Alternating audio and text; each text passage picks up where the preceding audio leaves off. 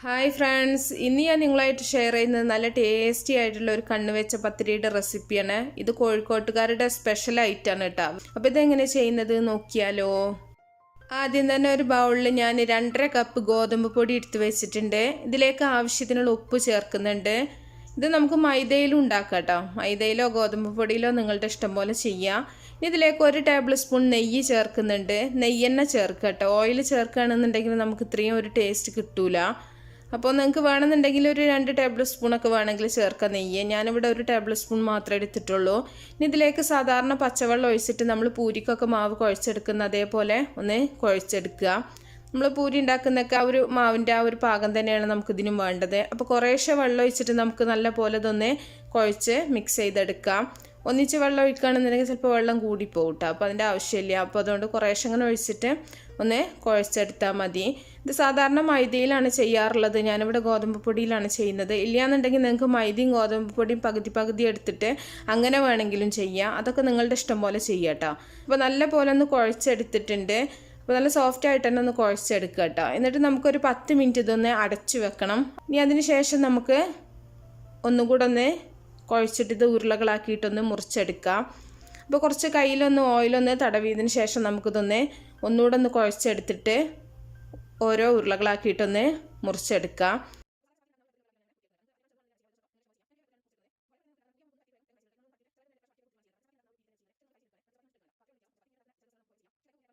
ഇപ്പോൾ എല്ലാം ഒന്ന് ഉരുട്ടിയെടുത്തിട്ടുണ്ട്. ഇനി നമുക്ക് സാധാരണ ചപ്പാത്തിയൊക്കെ പരത്തുന്ന പോലെ തന്നെ പൊടിയിട്ടിട്ട് ഒന്ന് പരത്തിയെടുക്കാം. ഒരുപാട് വലുതാക്കിയിട്ട് പരത്തേണ്ട ആവശ്യമൊന്നുമില്ല കേട്ടോ. ചെറുതായിട്ടൊന്ന് പരത്തിയതിന് ശേഷം നമുക്കിത് ഓയിൽ തേച്ചിട്ടൊന്ന് മടക്കി കൊടുക്കണം. അപ്പോൾ ഈ ഓയിലിന് പകരം നിങ്ങൾക്ക് വേണമെന്നുണ്ടെങ്കിൽ നെയ്യ് തേച്ചിട്ട് അങ്ങനെ ചെയ്യാം കേട്ടോ. അപ്പോൾ കുറച്ചും കൂടെ നല്ല ടേസ്റ്റ് ഉണ്ടാവും നെയ്യൊക്കെ ആണെന്നുണ്ടെങ്കിൽ. പിന്നെ ഫ്രൈ ചെയ്തെടുക്കണോണ്ട് തന്നെ ഒരുപാട് നെയ്യൊന്നും വേണ്ട എന്നുള്ളവരാണെന്നുണ്ടെങ്കിൽ ഓയിൽ തന്നെ ഒന്ന് ജസ്റ്റ് തേച്ച് കൊടുത്താൽ മതി. ഇനി നമുക്കിതിൻ്റെ മുകളിൽ നന്നായിട്ടൊന്ന് ഓയിലൊന്ന് തേച്ച് കൊടുക്കാം. ഞാനിവിടെ ഓയിൽ തന്നെയാണ് സ്പ്രെഡ് ചെയ്യുന്നത് കേട്ടോ. ഞാൻ നിങ്ങൾക്ക് ഇഷ്ടമാണെന്നുണ്ടെങ്കിൽ നെയ്യ് ചേർത്ത് പറഞ്ഞതാണ്. അപ്പോൾ നല്ല പോലെ ഓയിലൊന്ന് പുരട്ടി കൊടുത്തതിന് ശേഷം 2 ഭാഗത്തുനിന്ന് ഇതുപോലെ നമ്മളൊന്ന് മടക്കി കൊടുക്കുന്നുണ്ട്. വീണ്ടും കുറച്ച് ഓയിലൊന്ന് അതിൻ്റെ മുകളിലാക്കിയിട്ട് വീണ്ടും ഇതുപോലെ ഒന്ന് ഒരു ബോക്സ് പോലെ ആക്കിയിട്ട് നമ്മൾ മടക്കി എടുത്തിട്ടുണ്ട്. ഇനി ഇതിൻ്റെ ഈ ഒരു 2 സൈഡിൽ നിന്നും ഇതുപോലെ 2 അറ്റങ്ങളും ഇതുപോലെ ഒന്ന് പ്രസ് ചെയ്ത് കൊടുക്കുക. അപ്പോൾ കാണുമ്പോൾ നല്ലൊരു സ്ക്വയർ ബോക്സ് പോലെയാണ് നമുക്ക് തോന്നുക.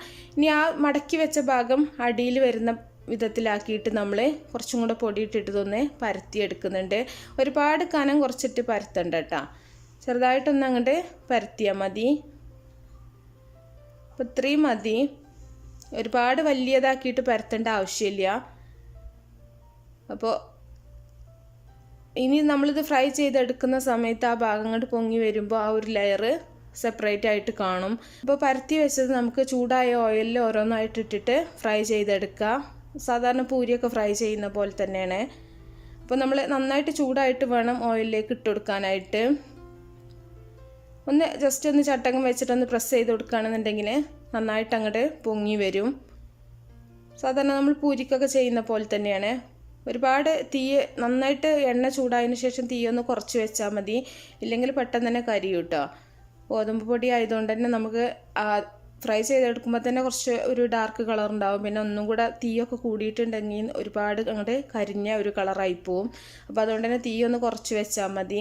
ഇനി ഒരു ഭാഗം റെഡി ആവുന്ന സമയത്ത് നമുക്കിതൊന്ന് തിരിച്ചിട്ടിട്ട് 2 ഭാഗവും നന്നായിട്ടൊന്ന് ഫ്രൈ ആക്കി എടുക്കാം.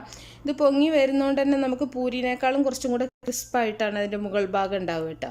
അപ്പോൾ കുറച്ച് ലെയറുകളായിട്ടാവും ഉണ്ടാവുക. അപ്പോൾ നിങ്ങളെല്ലാവരും ഒരു പ്രാവശ്യം ഉണ്ടാക്കി നോക്കുക. അപ്പോൾ കോഴിക്കോട്ടുകാരൊക്കെ ആരെങ്കിലും കാണുന്നുണ്ടെന്നുണ്ടെങ്കിൽ ഇതിൻ്റെ ഈ ഒരു പേരെങ്ങനെ വന്നു എന്നുള്ളതാണ് കേട്ടോ.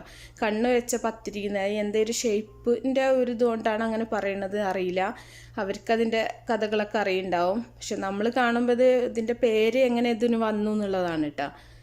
അപ്പോൾ നിങ്ങൾക്ക് യൂസ്ഫുൾ ആണെന്നുണ്ടെങ്കിൽ ഷെയർ ചെയ്യാനും കൂടി മറക്കരുത് കേട്ടോ. അപ്പോൾ നിങ്ങളുടെ മാക്സിമം സപ്പോർട്ട് ചെയ്യുക. അപ്പോൾ നല്ല നല്ല റെസിപ്പികളൊക്കെ ആയിട്ട് നമുക്ക് അടുത്തൊരു വീഡിയോയിൽ കാണാം. ഓക്കേ.